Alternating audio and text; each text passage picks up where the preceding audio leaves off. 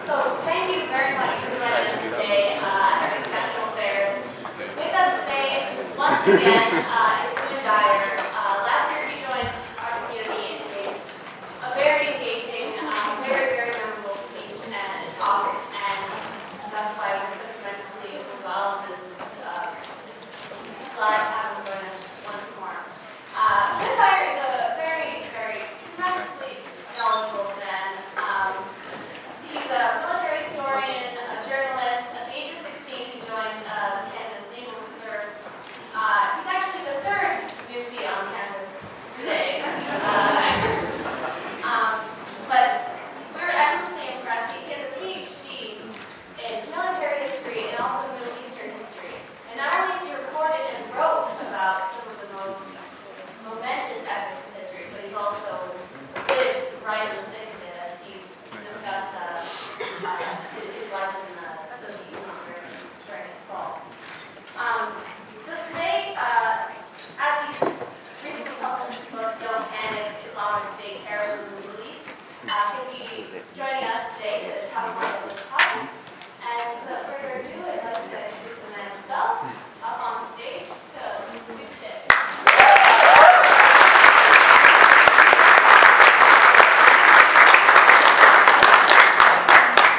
Thank you for those kind words. Your check is in the mail.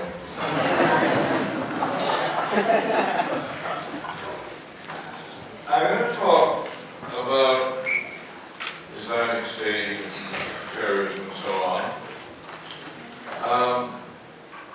Not because it's the most important thing in the world, but because it's much less important outside the Middle East than people think it is. Terrorism is much less important than people think it is. Terrorism is always smaller than it looks, because it is designed to look big.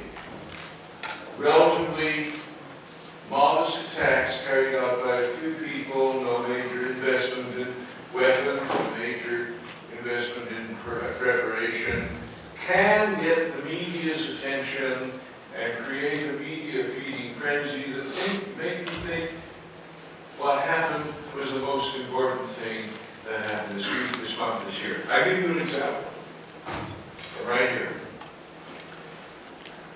In late 2014, in Canada, there were two terrorist attacks. Two terrorist attacks that you would think were so small that if you blinked, you would miss them.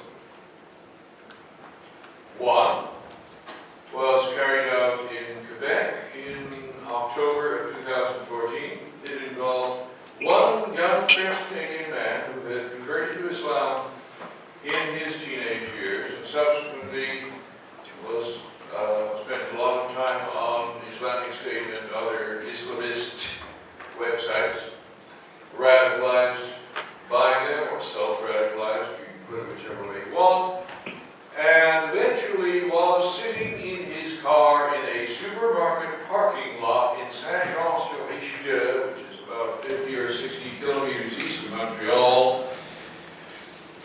when two Canadian soldiers, two reservists in uniform, came out of the supermarket. He drove his car at them, killed one, injured the other badly. There was a car chase. He drove into a tree, came out without his hands sufficiently visible and was shot dead by the police. And he then went to his house, examined the record of websites he'd been visiting on his computer, and it was clear what his motivation had been. So there's one Canadian terrorist dead and one innocent Canadian civilian reservist dead.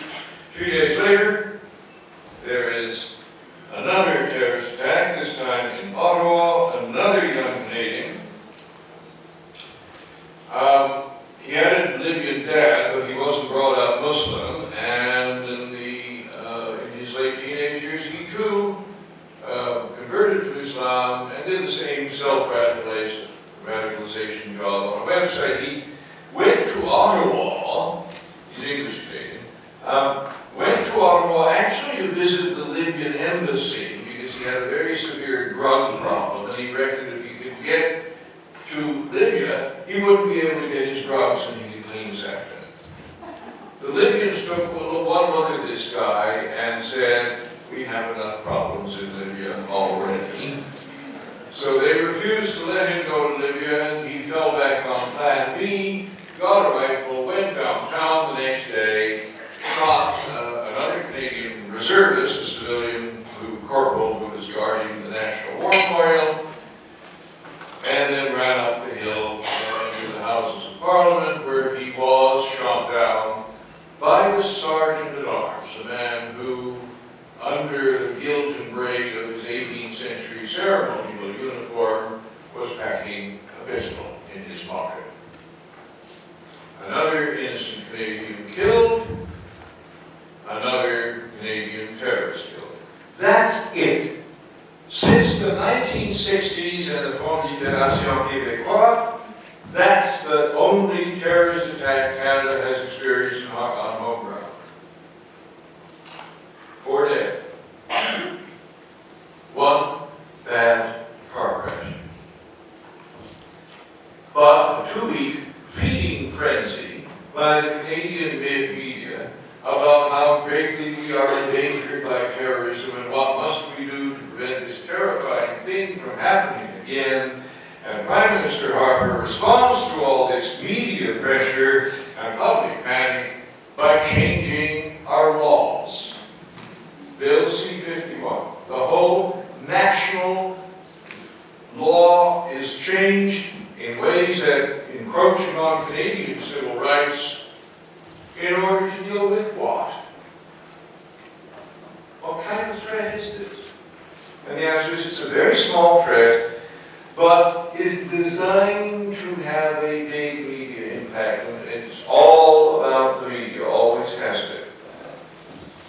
So terrorism is a very small threat.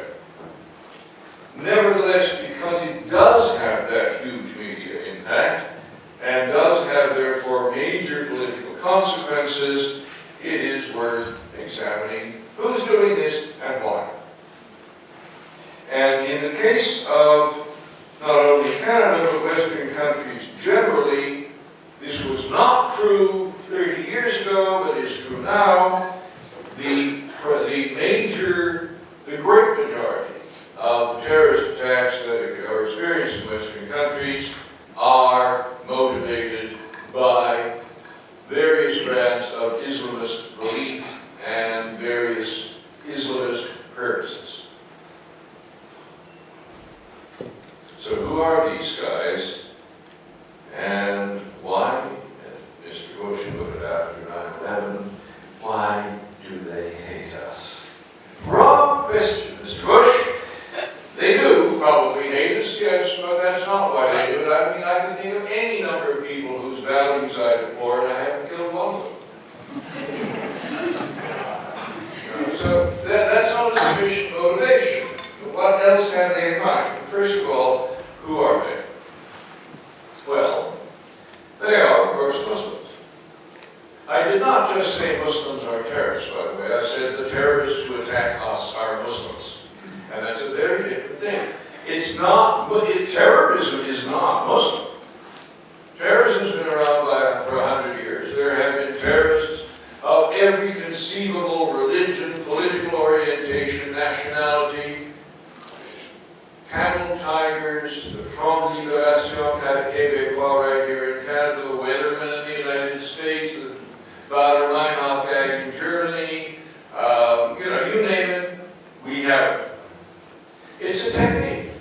Anybody can use it, a political technique. But the ones who attack the West these days are Muslim. That's actually not very helpful in terms of pinning it down, because actually so are a quarter of the world's people. We haven't really narrowed it down very much, have we? There is something you could add, though, which does narrow it down rather a lot more, and that is that they are almost all Arabs. And Arabs are only 1/4 of the world's Muslims. not Turks and Albanians and Kurds. They're not Iranians and Pakistanis and Bangladeshis. They're not Malaysians and Indonesians. They're Arabs. Overwhelming. I mean, all 19 hijackers of the 9/11 attacks were Arab. All the attackers at the Bataclan Arena in Paris last November, where 130 people were killed, were Arab. Some born in France of Arab descent, and some of them straight out of some Arab country, but Arabs.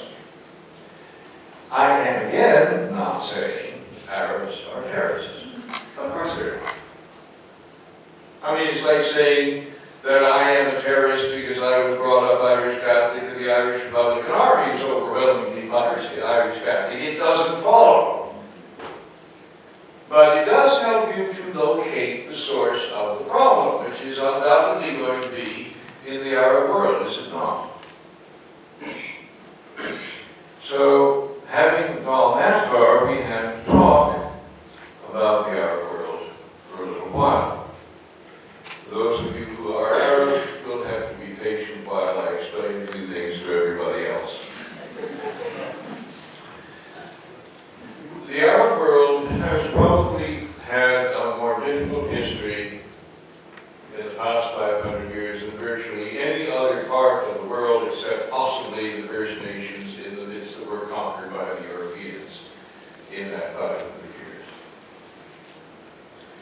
Because they were, of course, once the leading civilization in the western half of Eurasia.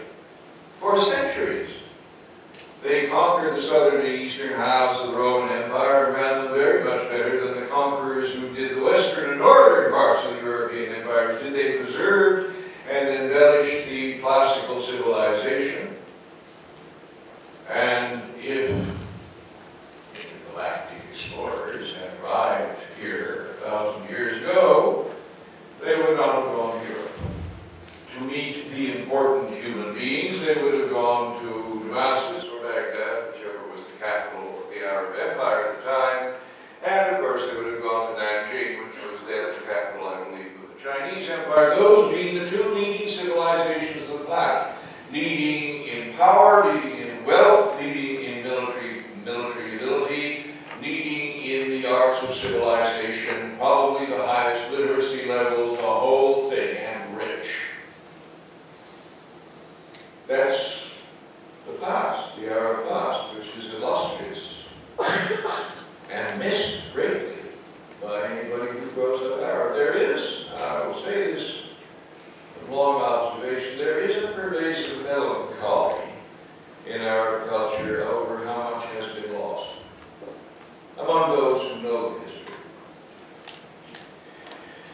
And then they were conquered by, beginning with the Mongols in the 13th century, and I really would advise you, even if you must be conquered, try not to be conquered by the Mongols.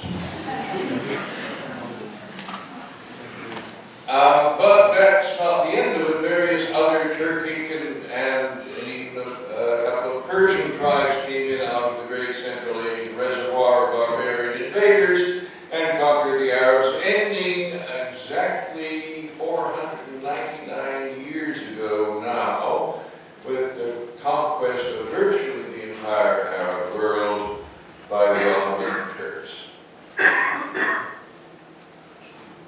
Fellow Muslims, speaking a very different language, very different culture, who then proceed to rule all the Arabs for 400 years. And it's not fun being part of somebody else's empire. Now, empires are not charitable institutions. They exist to rip off the subject people. What do you think they were for? Why would you bother otherwise? So 400 years of exploitation, degradation, being mistreated, being second or third class citizens. 400 years of being cut off from the rest of the world because you are in the backwaters of the Turkish Empire at the very time when the rest of the world is finally beginning to develop quite rapidly economically and scientifically. Lots of these developments make it as far as Turkey, very few make it out into the Arab backwaters of the empire. certainly true that 100 years ago, literacy in the Arab world was lower than it was 500 years ago. Prosperity was less. Almost everything was worse. And then, in exactly 100 years ago, in 1916, the Arabs are promised their independence from Turkey by us being, I'm Canadian, but the British Empire in general, which Canada was part of at the time, and the French Empire, the Russian Empire, promised the Arabs their independence if they will revolt against the Turks, because the Turks had come into the war on the other side. The wrong side, that is to say. How can you tell? Because they lost. The Arabs did newly revolt. It probably made very little difference to the outcome, but they kept their side of the bargain, and at the end of the war, of course, they expected their independence from what was still the Turkish Empire, though it was in the course of being dismantled by the victors too. And discovered that we had only been joking in 1916 when we made that promise. Actually, they were destined to become part of European empires. Now, the last area of the planet to be conquered by European empires, actually. And so, they're carved up into bite-sized packets to be consumed by the European empires. The famous Sykes-Picot Agreement of 1916, actually the Sykes-Picot-Sassanov Agreement, because the Russians were involved in it too, but we forgot that because the Russians lost the war too quickly and didn't get to participate in carving out the proceeds. The Sykes-Picot Treaty and various amendments to it made after the fact in 1916 basically parceled the Arab world out among the victorious powers, creating borders that had not been there before but are still there in most cases today. And Syria and Lebanon went to France, which already had conquered Morocco and Algeria and Iraq and Jordan. Palestine went to Britain, which already had Egypt. The Italians got a consolation prize, they got Libya. And there was, once again, no independent Arab country in the world outside of a couple of Gulf principalities who made a living for pearl diving. Another 2 generations of imperial subjugation and exploitation. Finally, after the Second World War, the European empires are falling apart. And at that point, the Arab countries do get their independence, and most of them indeed don't even have to fight for it. I mean, there was a horrible war in Algeria, it cost 1 million lives to get the French out there, but most Arab countries got their independence relatively easily. They quickly overthrew the kings and princes who'd been left behind to rule by the Europeans, and young army officers took power in most of them, promising what everybody wanted, which was prosperity, power, and respect. The agenda almost everywhere in the Arab world after the Second World War, when the countries finally get their independence, in these strangely defined borders that the Europeans have drawn, the common desire is for prosperity, obviously, and for power, that is to say, industrial power, military power, because only if we modernize in the European style can we keep ourselves safe from further interference by the Europeans. So that's the national project. It is indeed the transnational project of the entire Arab world. And the young military officers who come to power adopt that project as their own and promise to act upon it. Power, prosperity, and what comes with it, and it's very important after centuries of subjugation, respect. So, the young officers, Nasser in Egypt, Assad in Syria, Gaddafi in Libya, so on, set out to deliver on their promises and fail completely.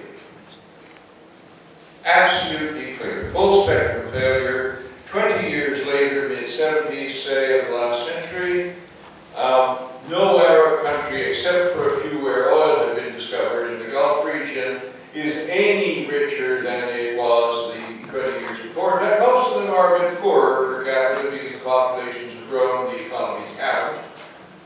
And every Arab country is, of course, a dictatorship, but an increasingly oppressive dictatorship because the economies haven't grown, the educational systems have not prospered, none of the modernization that was promised has been carried out. The military officers have failed, but they are not willing to give up power, and so to retain power, they become increasingly repressive, and it is in these decades that the Arab states turn into police states. Several Arab countries actually hired the East German secret police to teach their own secret police better methods of torture and interrogation.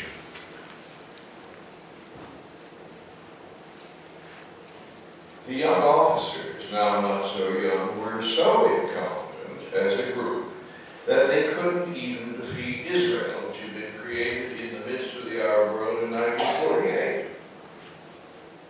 The countries surrounding Israel outnumbered the Israelis by at least 10 to 1. And I'm not even talking about the far-flung reaches of the Arab world, but just the adjacent countries to Israel. Outnumbered the Israelis 10 to 1. Not only did they lose all 5 wars between Israel and the Arab states, 1948 to 1982, but in every one of those wars except the last, there were more Israelis on the battlefield than there were Arabs. Because they were better organized. They could deliver, trained reserves, get them on the battlefield. The Arabs, or at least these military officers, weren't even good at what they had been trained for, let alone all the things they had not been trained for, like building school systems and industrializing countries, which they had also failed at. So it is in the 1970s, with this spectacular failure before them, that the rising generation of young Arab men and women, or many of them, begin to think in terms of revolution. We have to get rid of these guys and start afresh. The goal is still prosperity, power, respect. This is not producing any of that. We need to dump these people and get back on track. So revolution is in the air, and I have been afforded at vast expense to tell you that revolution is hard. It looks easy because you read a lot about the revolutions that succeeded. American Revolution, French Revolution, Russian Revolution, Chinese Revolution, Cuban Revolution. Surely it's as easy as getting out of bed. No, there are 10 that fail for every one that succeeds. Because revolution is very hard. You have to persuade. You can't take the government down yourself as a revolutionary because how many, governments are big. They have hundreds of thousands of soldiers. They have masses of police and secret police. They have a cash flow of millions or tens of millions of dollars a day. They have a monopoly on heavy weapons in the country, possibly a monopoly on all weapons in the country. They have complete control of the mass media. All of these police states that have emerged are states where access to the media is strictly controlled, and only the government's message gets on the air. And who are you? You revolutionaries. Well, you're a couple thousand people, maybe. No weapons to speak of, no money at all. If you attack the government, had no access to the mass media. If you attack the government head on, they'll just kill you. It'll be over in a couple of days. The only way you're going to make revolution work is to build popular support so that when the day comes, hundreds of thousands of people will come out on the street and support you in trying to bring this government down, and will want to put you in the place of the government, you revolutionaries. That's the job that faces people who decide to be revolutionaries. And it's a hard job. How do you go about it? Particularly, how do you go about it when you cannot get the message out? But before that, what is the message exactly? What are you going to tell people that will persuade persuade them to risk their only lives to put you in power. You need a big idea here. You can't just say, well, we're much nicer than those guys and we will do the same job, but we'll do it better. I wouldn't die when someone promised me that. You need a big idea. There's a shortage of big ideas. There's always a shortage of big new ideas. So, what is the ideology of the revolutionaries in the Arab world going to be? And the answer is probably not Marxism, because all the young officers were entranced by Marxism and tried to industrialize and modernize in an Eastern European Marxist fashion, which didn't even work very well in Eastern Europe, but it sure did work in the Arab world. And not Western-style liberal democracy, because guess who was just oppressing these countries was Western European liberal democracies. Makes that whole system somewhat less popular in the Arab world than it might be elsewhere. The big new idea that actually triumphs in the competition for what is our revolutionary ideology, what will draw people's support, is, alas, Islamism. It is in the 1970s, the seeds of these ideas were sown in the 1920s and 30s by people like Qutb in Egypt and so on, but the actualization of it as an ideology with political effect really occurs in the 1970s. And what the Islamists are saying, you hear Islam in that phrase, in that word, but it's not a religion. Don't mistake Islamism for a religion. It is a revolutionary ideology that exploits religion. What the Islamists say is, look, we've been banging our heads against a wall, we've been trying to change things and nothing changes, because we're really barking up the wrong tree entirely. We are trying to modernize our countries by copying the West, and modernizing in that Western tradition, and building school systems, and building factories, and urbanizing, and all the, sort of basically copy Europe and you will be as powerful as Europe. That's wrong. That's completely wrong for us. We are Muslims, and that is not how God wants his Muslims to behave, as lackeys copying the West. What we need to do is something completely different. We need to ensure that the entire population lives as God truly wants his Muslim people to live.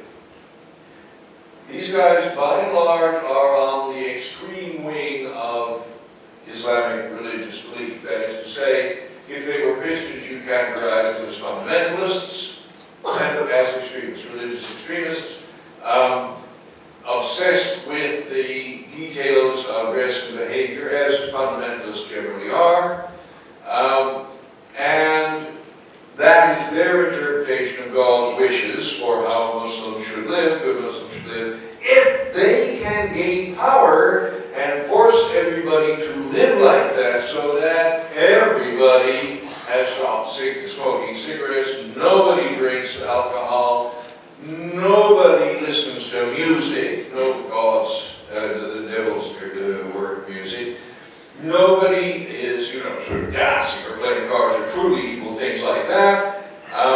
Everybody is behaving in accordance with God's laws about how you dress and so on, so no women go out in the street without A, the company of an adult male relative, and B, covering virtually every square inch of their skin.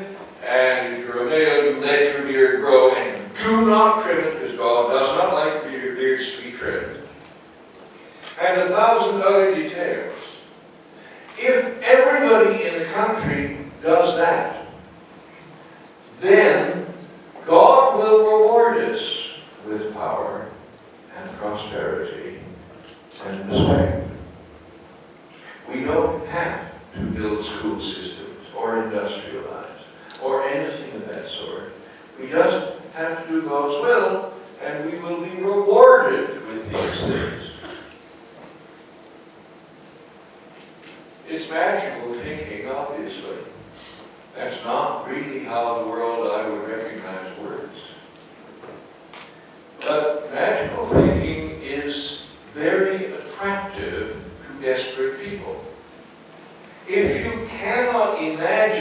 rational solution to your problems, how about an irrational one? What's left? And so Islamism gains a certain support among the Arabs. Very little support elsewhere in the Muslim world, because the rest of the Muslim world is actually doing pretty well. I mean, you know, it gets better with time, but if you look at the rest of the Muslim world now, most of it is run by democratic governments and is doing quite well economically. You know, look at Indonesia, for example. Look at Malaysia. Still a little bit of problem with the politics, but essentially a reasonably modern country. Bangladesh is at least a democracy and doing quite well economically, though starting from a very low base. Pakistan's a bit dodgier. It's in and out of dictatorship, but it's been in democracy for quite a long time now. Iran is democratic on Mondays, Wednesdays, and Fridays. And Turkey, until recently, was almost a model democracy. Mr. Erdogan is working on that problem, but so far I would say it's still a democracy. And most of these countries are doing quite well economically, and the young people can expect better futures than their parents had. So it's not a Muslim problem, it's an Arab problem, because there is all dictatorships, wall to wall, and there is no economic growth, and people are desperate for a way out. And Islamism is the dogma, the ideology that gains support.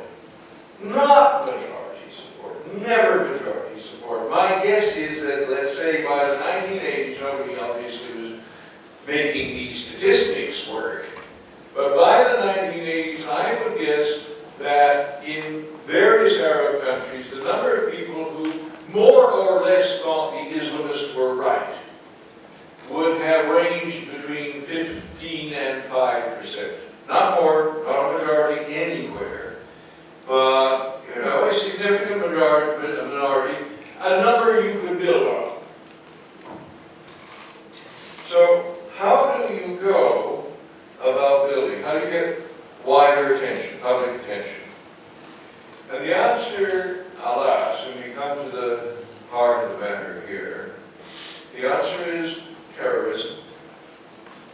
Terrorism is the weapon of the weak. If you have a large army and a powerful economy, you don't need to do terrorism if you're going to turn to violence. You have much more effective instruments at your disposal. The small groups of people with few resources can do terrorism. The entry fee is very low. A few determined people, some explosives or light weapons, and the willingness to sacrifice, and you've got the makings for a terrorist attack. And the beauty of it is that it will get you noticed. You can't go on the media, there's no way back in the 80s or 70s, but you can't go on the broadcast media or the print media and make your intentions known, make your ideology available to people, hope to recruit support, because you can't get there. There's no way you can get that out, and even if you try to hand out leaflets on a street corner, you'll be arrested, tortured, possibly killed. So how do you get the message out? Terrorism solves the problem. Terrorism will get you noticed. Blow up a busload of policemen. It won't bring the government down, of course, but it will mean that they can't hide the fact you're there.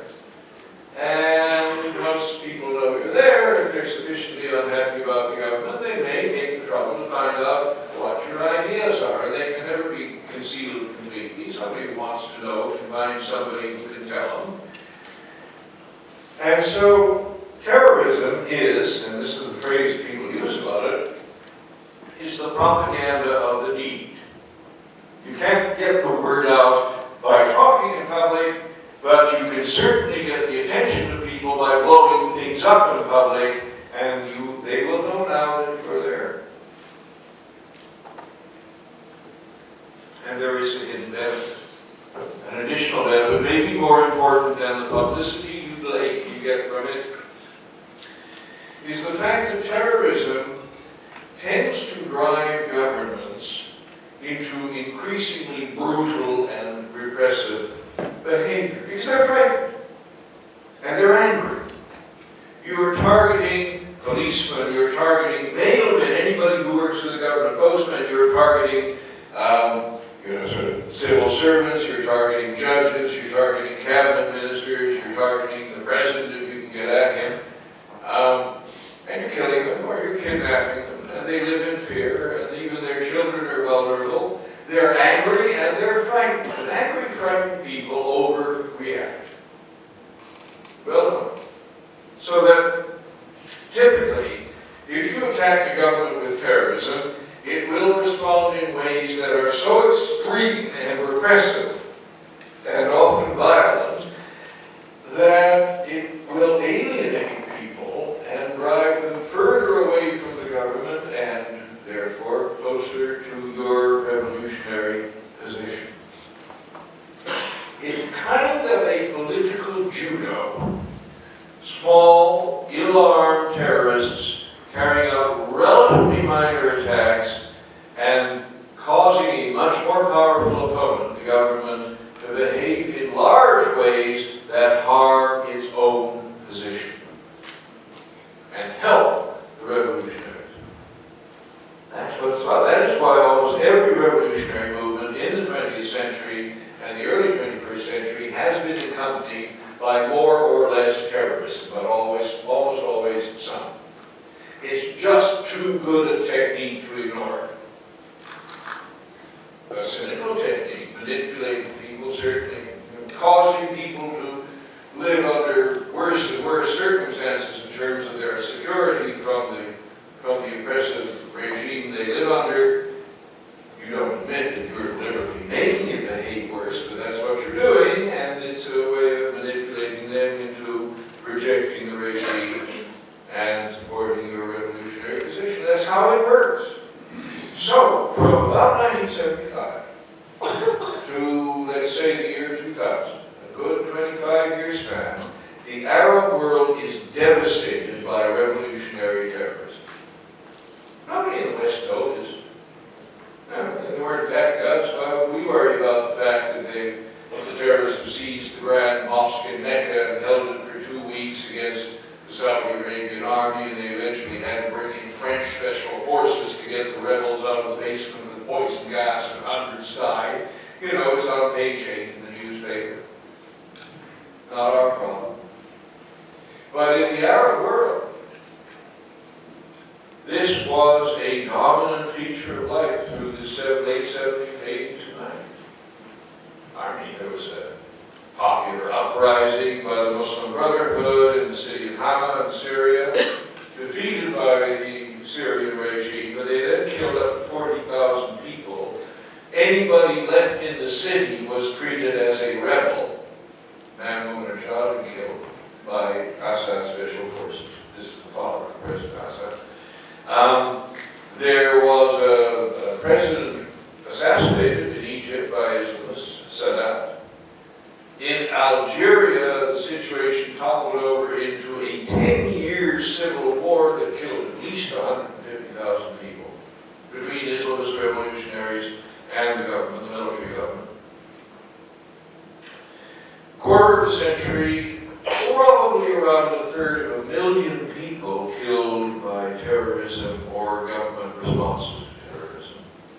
They were massacring whole villages in Algeria by the end because they were suspected of being pro-government or pro-rebel. And no change. Not a single Islamist government emerges from this quarter century of bloodshed. They still haven't counted power anywhere in the Arab world. So you can imagine that they might be getting disillusioned and desperate by now, and you would be right.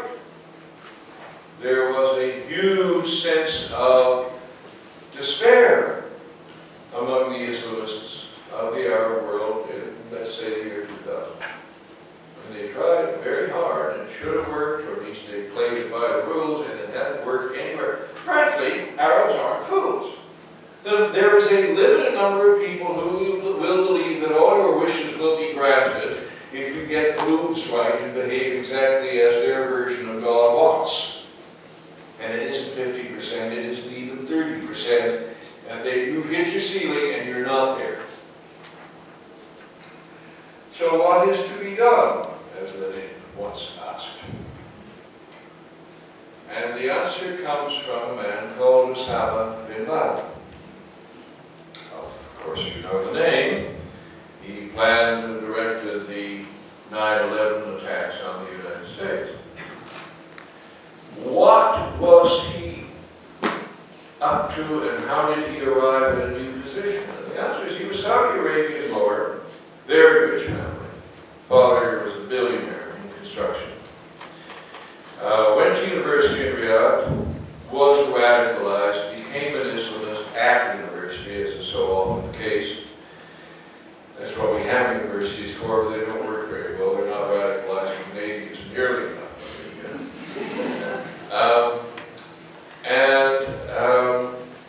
Was basically unable to imagine how he might serve his version of revolutionary Islam, because Saudi Arabia is one of the few Arab countries where everybody's got money, and these days everybody who speaks Arabic's got money. You got a lot of foreigners working there, but oil means that even the most repulsive political tyranny probably survives because everybody is bought off with money. There's enough to go around. So this is very unpromising ground for an Islamic, or an Islamist, I should say, revolution, Saudi Arabia.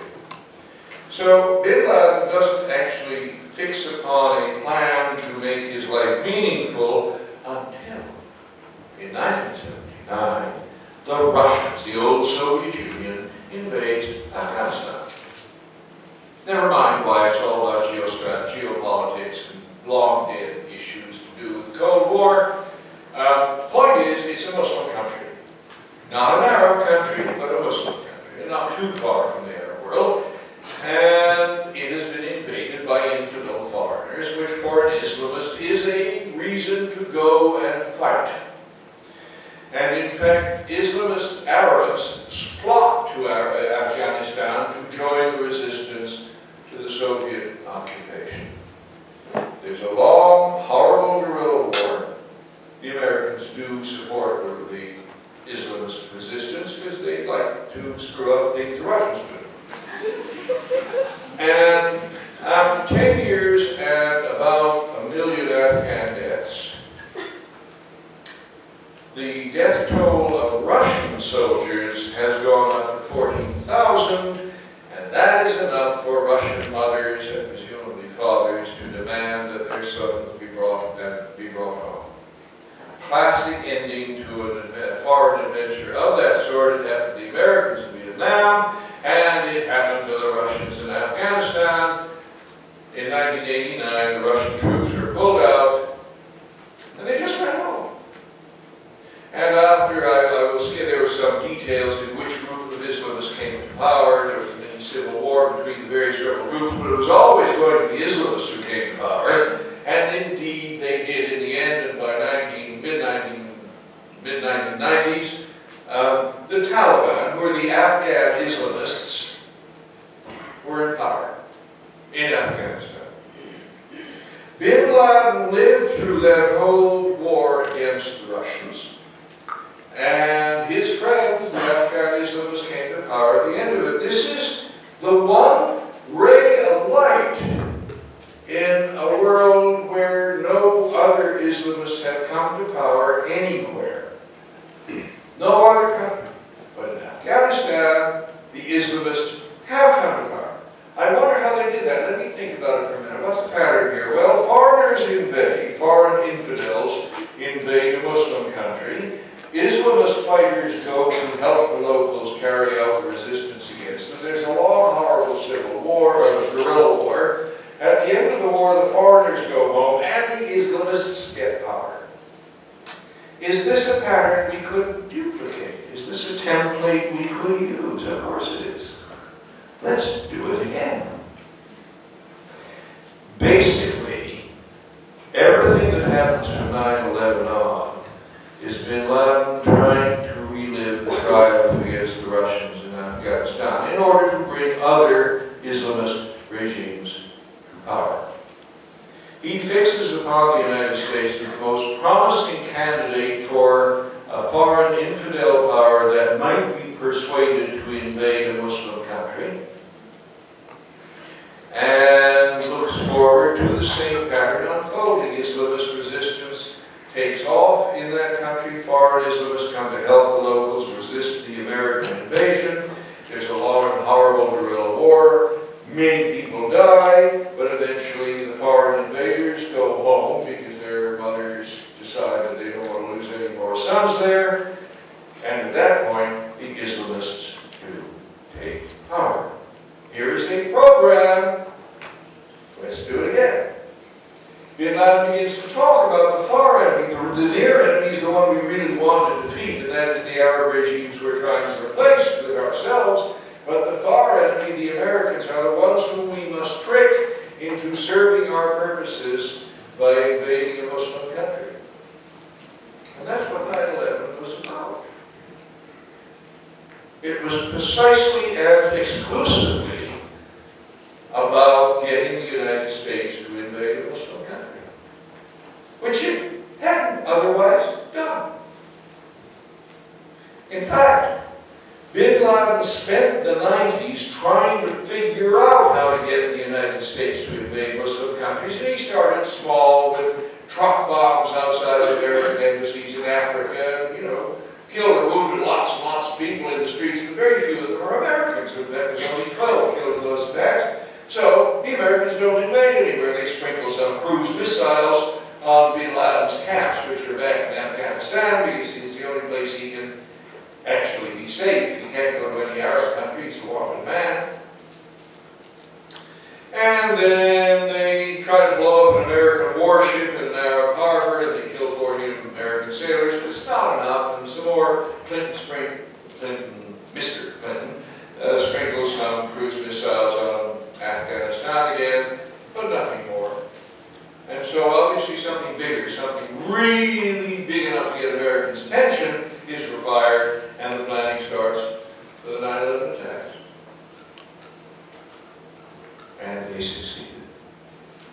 They succeeded in the sense that after 3,000 Americans were killed on live television, in a spectacular with Hollywood production values, I mean, the thinking that went into that, the planes sailing serenely across a blue sky and then smashing into those tall towers, the explosions, the flames, the people jumping to their deaths rather than burn to death in the tops of those buildings, then the buildings one at a time collapsing from 100 floors to flat.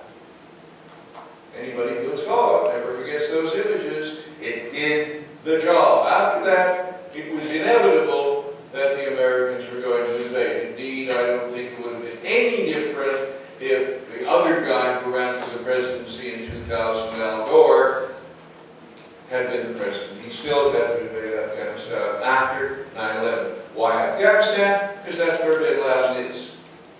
Why would he want them to invade Afghanistan? Well, he really had preferred them to invade an Arab country, but you have to start from where you are.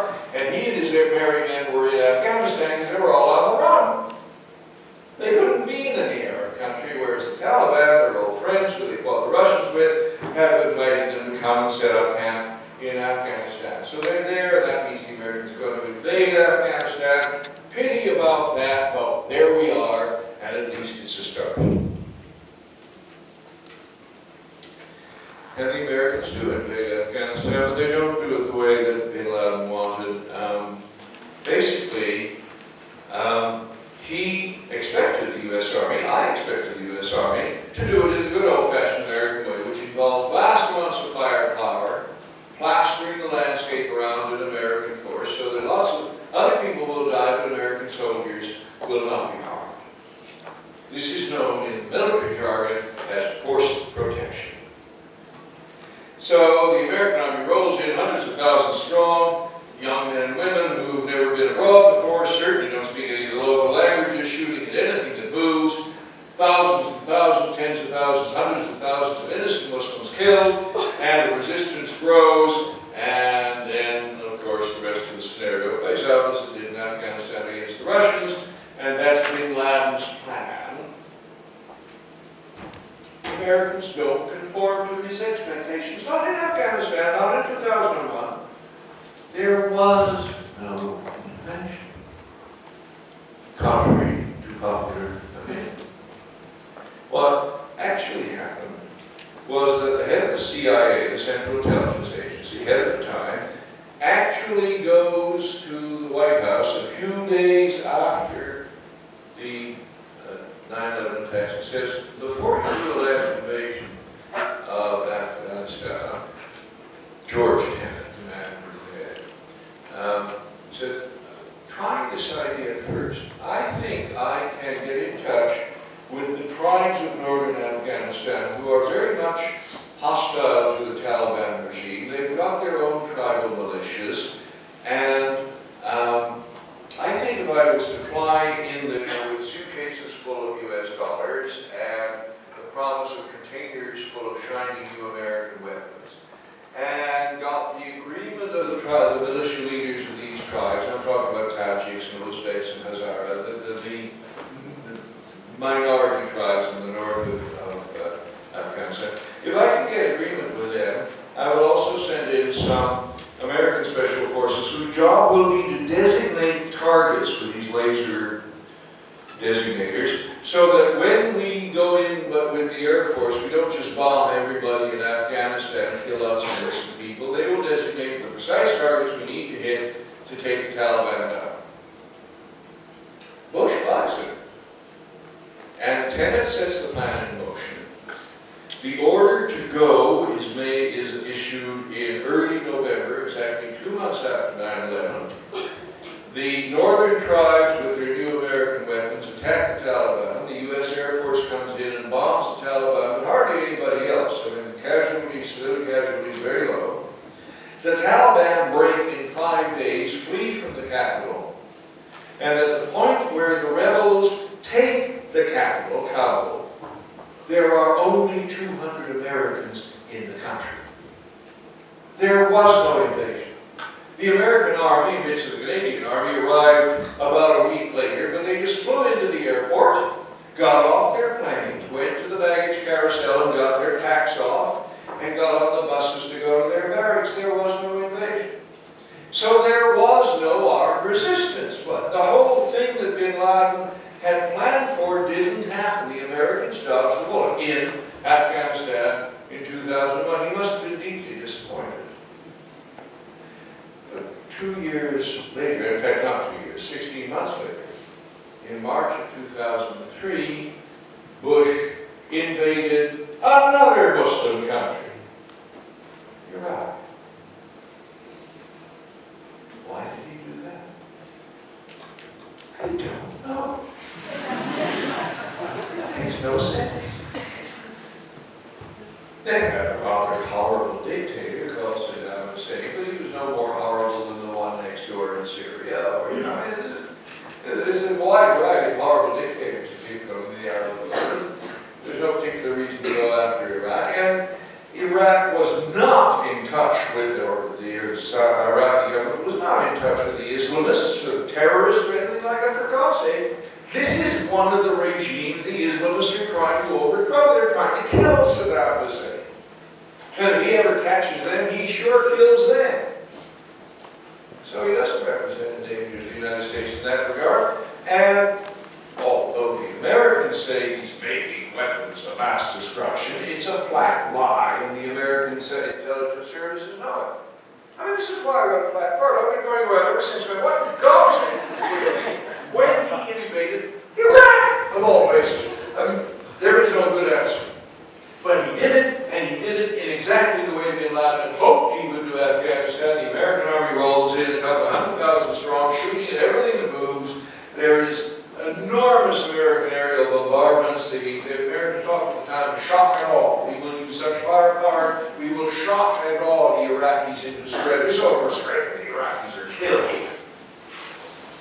And within weeks, as bin Laden had hoped would happen in Afghanistan, it does happen in Iraq, the Islamist volunteers from all over the Arab world flock into Iraq and lead the resistance to the American occupation, led initially by a guy called Abu Musab al-Zarqawi, who was killed in the course of the uprising, but Islamists take over the leadership of the resistance to the American invasion and start killing Americans on a large scale. I mean, by the middle of the summer of 2003, they were killing 3 Americans a day and wounding about 20.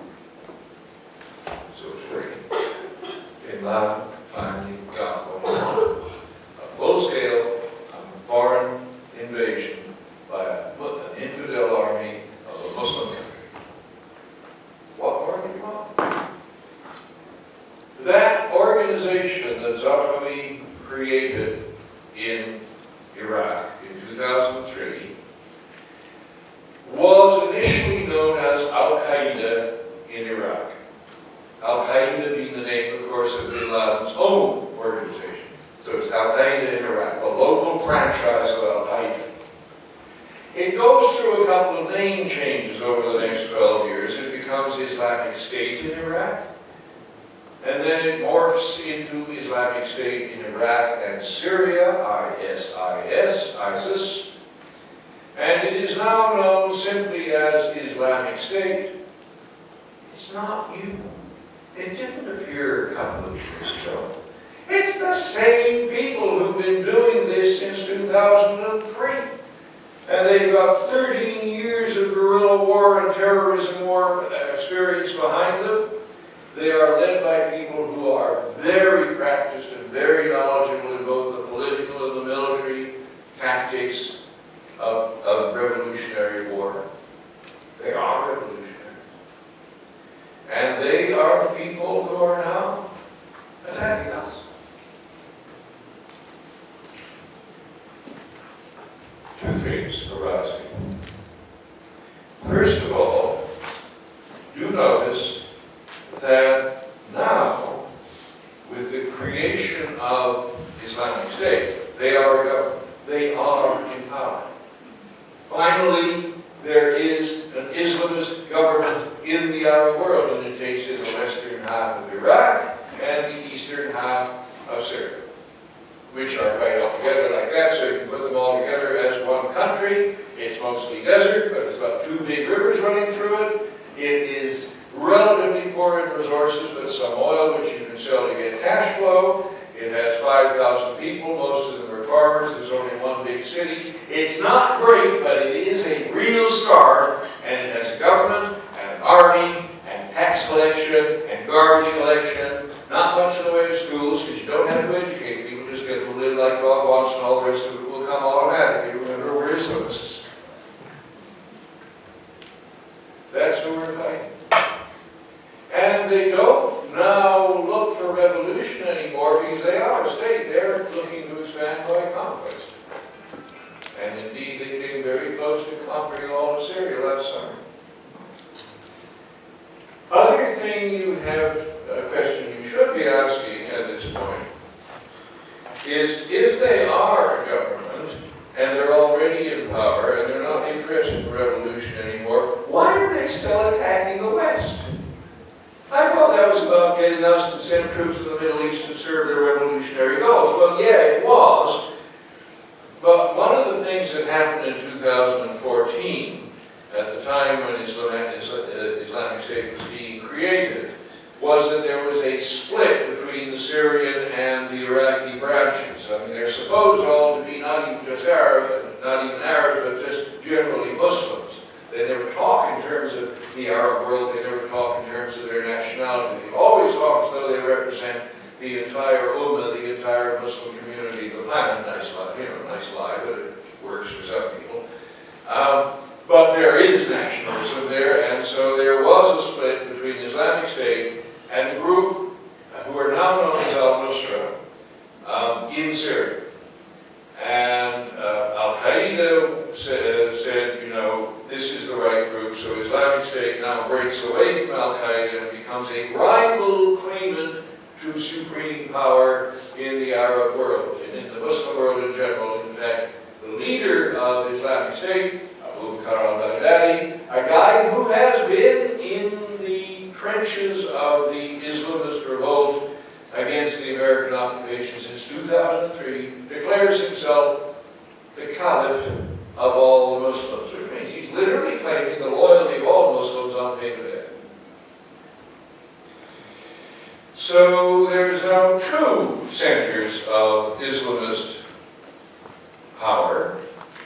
One Al-Qaeda, particularly in the form of the group that is their franchise in Syria, Al-Nusra, and one Islamic State.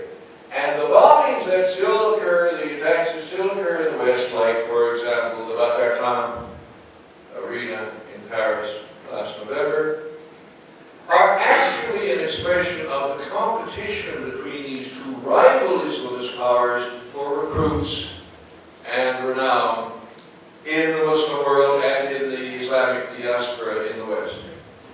Because successfully killing large numbers of infidels is a badge of honor. You know, join our gang, not that lot. Look how many Westerners we killed. If you thought it wasn't about you before, how much is it not about you now? You can't tell this to Americans, you know. I've tried. When I speak to an American audience and I say, you know, 9/11 wasn't about you, it was about manipulating you into doing something they wanted. And no, it's always about us. You know, you just can't get them to get their heads around it. But it wasn't that, and it is even less about what we do now. Nothing we do or don't do is going to change that. Killing people in the West is actually an advertisement for recruits in their own part of the world and more broadly. So you can count on it. It will continue. It won't continue with massive attacks that make your life impossible. It will continue with little attacks here and there. And 130 people in a country of 65 million, I'm afraid, is still a little attack. But if it happens once a year, well, one train wreck, I mean, you know, or one airplane crash. Not even that. I'm speaking very cold-bloodedly now, but sometimes it is necessary to notice what the numbers tell you. And the numbers tell you that terrorism is not a big threat. It's a very small threat. Masquerading as a big threat. It's not even designed anymore to make us do something like it was back in the days when they were trying to trigger an invasion. They're just using you as targets to advertise their proficiency in killing people to potential recruits. Not about you. So we're going to have to live with it. It won't make your life unlivable at all. I mean, you know, we've lost, what, 4 people in Paris. In the last 35 years, 40 years. That's pretty good odds, country of 36 million people. You know, you can do worse. Watch out for bathtubs. Drowning bathtubs is much more dangerous. That is the end of the story as far as we're concerned. Now, as far as the East is concerned, it has a good way to run, particularly in the case of the Arab world.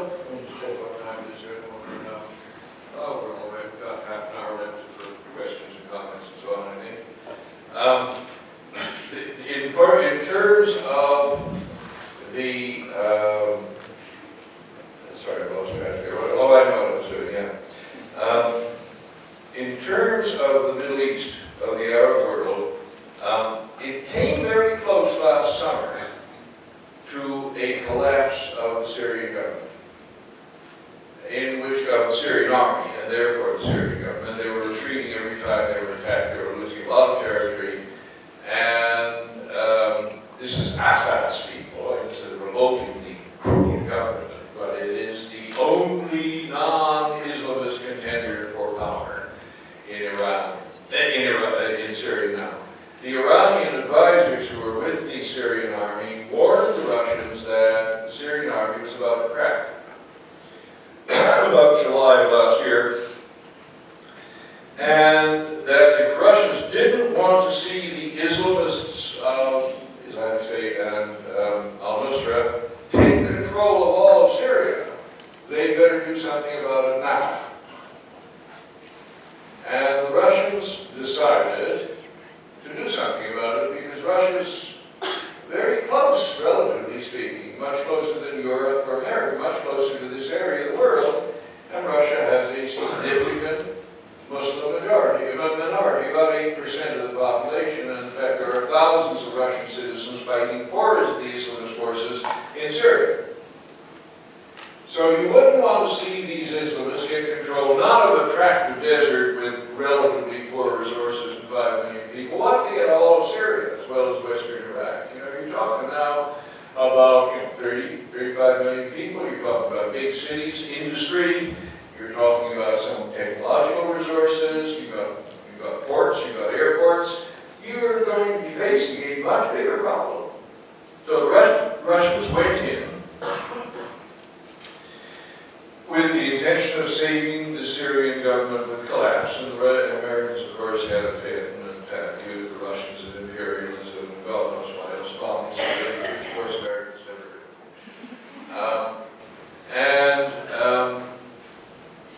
So the Russian foreign minister at the time, a guy called Sergei Lavrov, said, look, this is a limited intervention and we are not trying to reconquer all of Syria for Assad. He is our ally.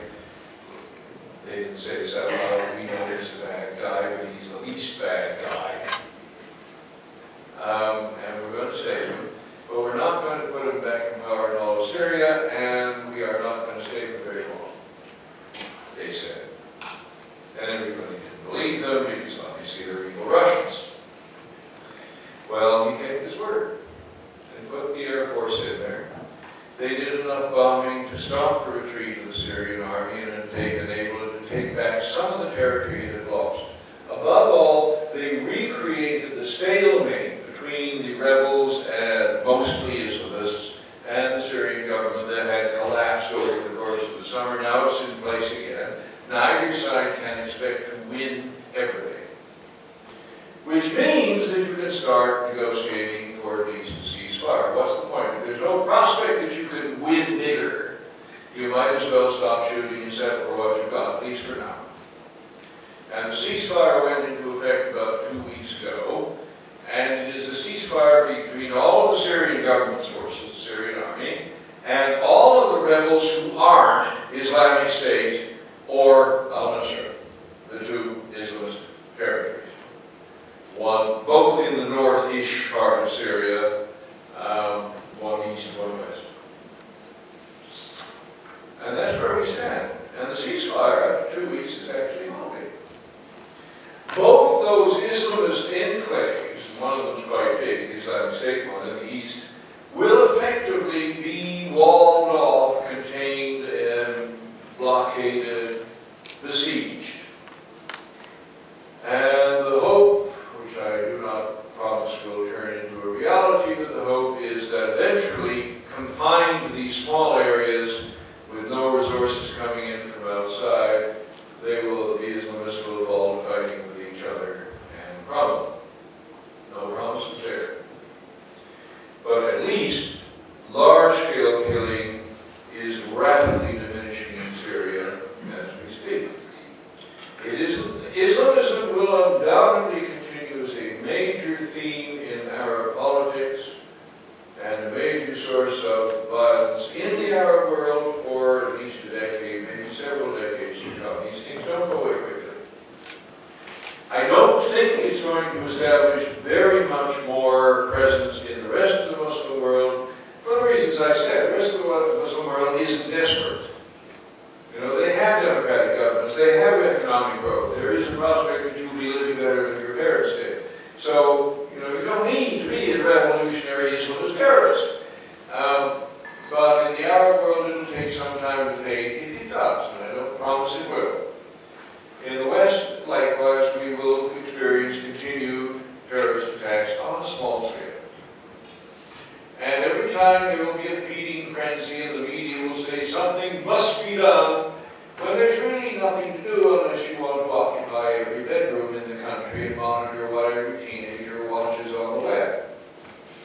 You know, lone wolves are hard to spot. They don't communicate in ways that you can catch them. So there will be attacks, and they will almost all be small, and if there is a big one, it'll be a one-off, and you live with it, like you live with lots of other things you wish didn't exist.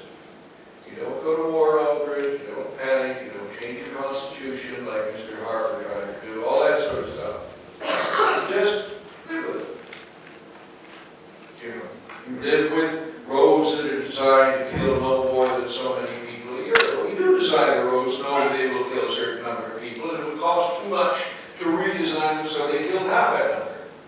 I mean, this is the way the world works, and this is another part of it. Don't panic, like the book says. Thank you.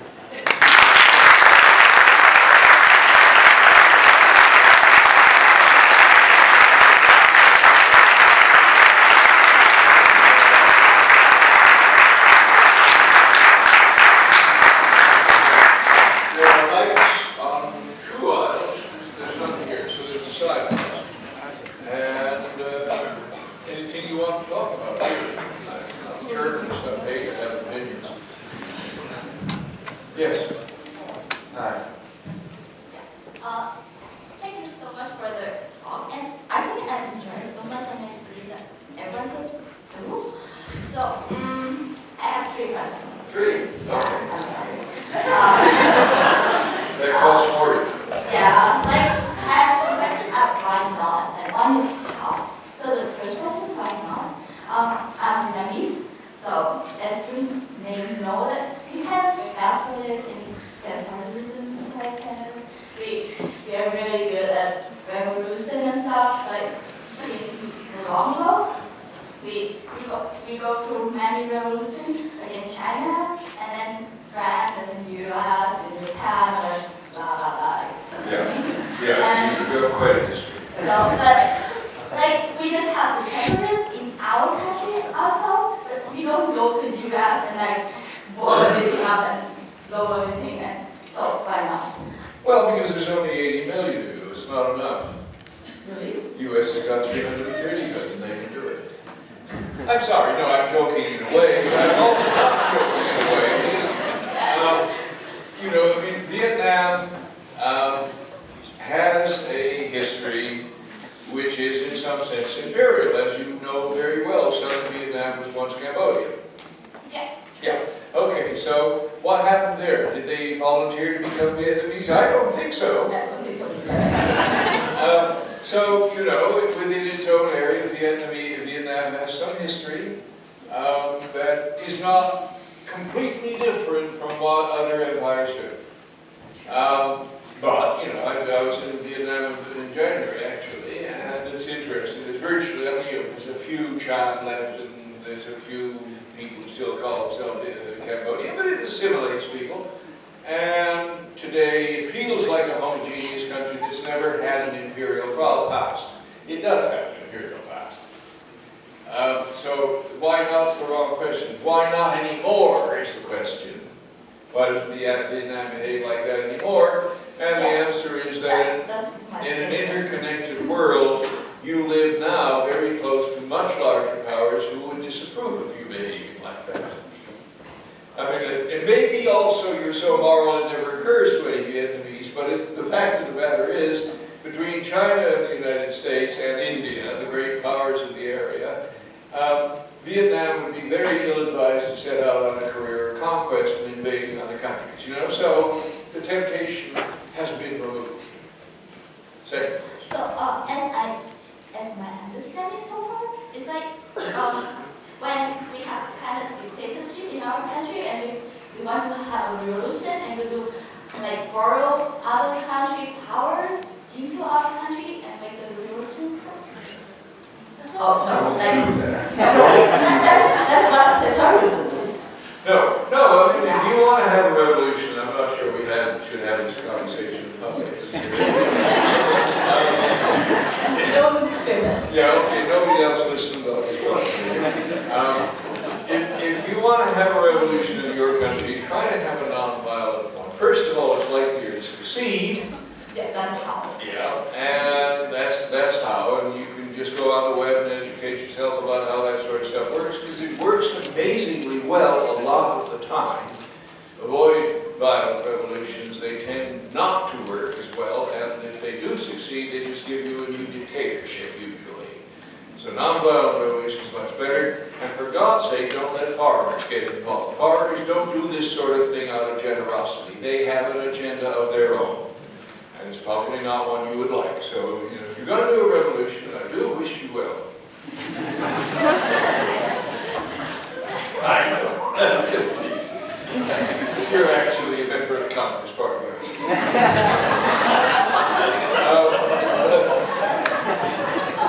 But if you are going to do, I'll do it that way. Yeah. We can just keep one question per person, so we have more. Yeah, okay. We should extend it.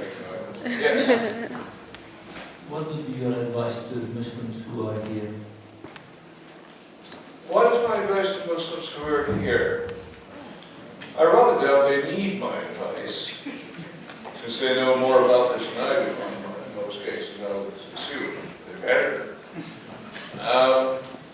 But my worst thing would be don't panic too. Islam is not sort of metastasizing into some monstrous thing that is the enemy of mankind. Islam is a religion. I'm not a religious person, but I have no objection to others who be religious. And I don't regard Muslims as more dangerous than Christians or Jews or Hindus or whatever, you know. But there is this local problem.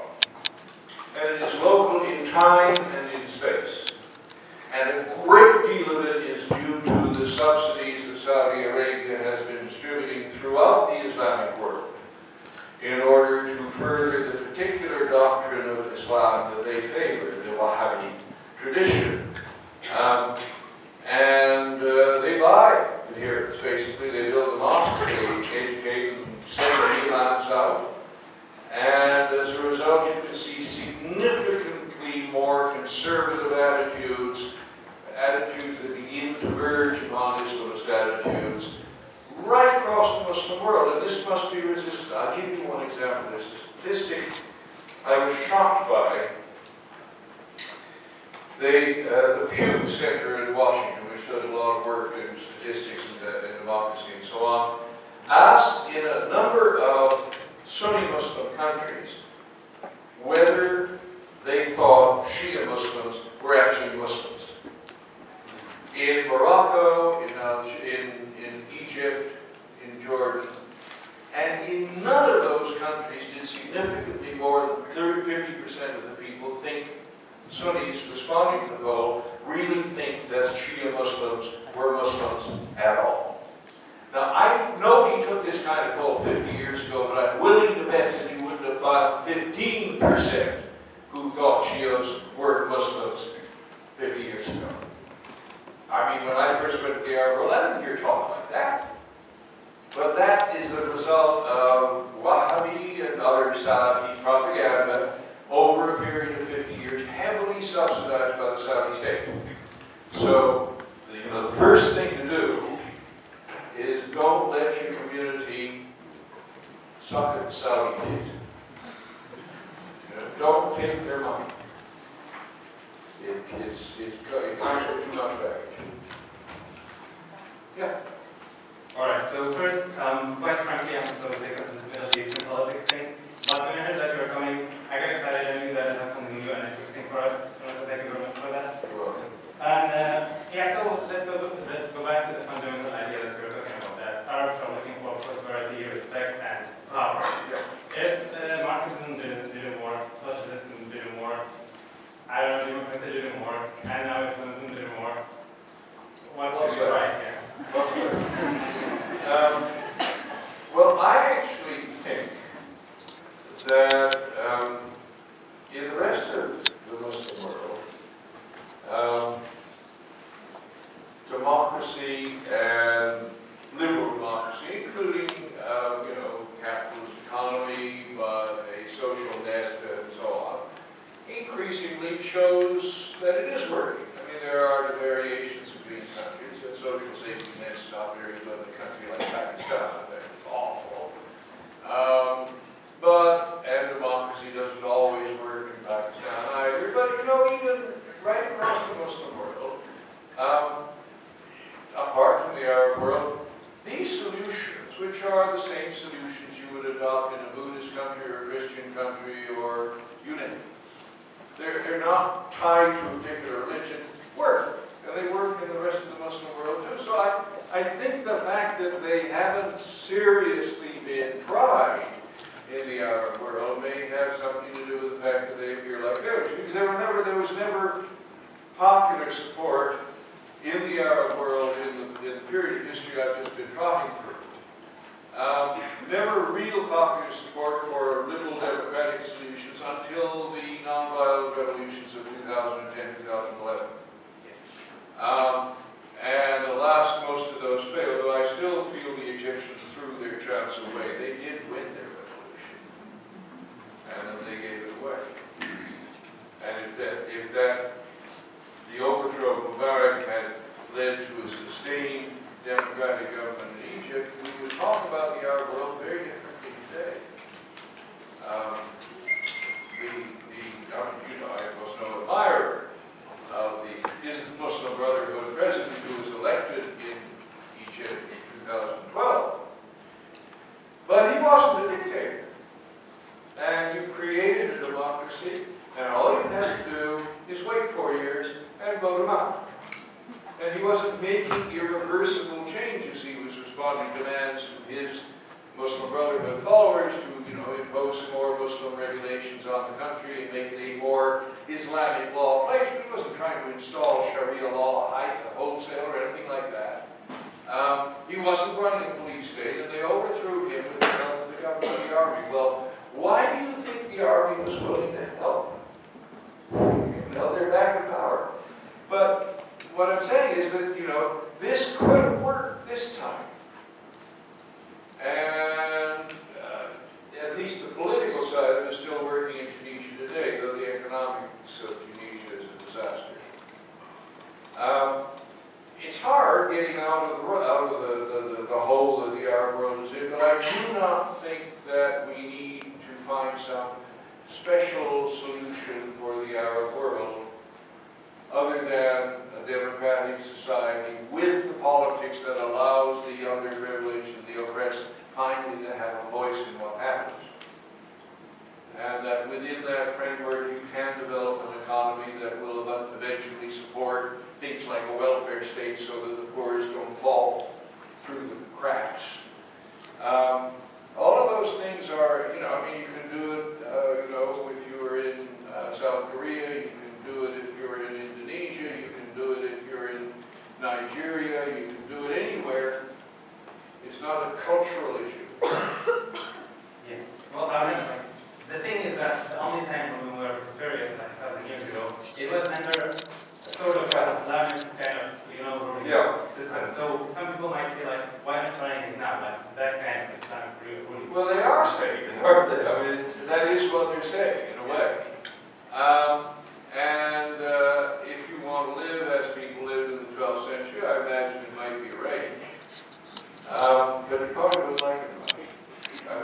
It wasn't much fun for those people. I take what you say. Given the particular history of the Arab world, this kind of pseudo-solution is particularly attractive because all the good stuff was in the past, the very distant past. So you have to, you have to accept that this is going to be an argument that will be on the table.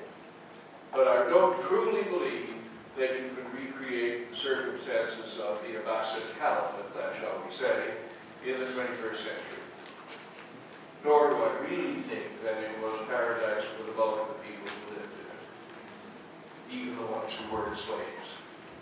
That's it.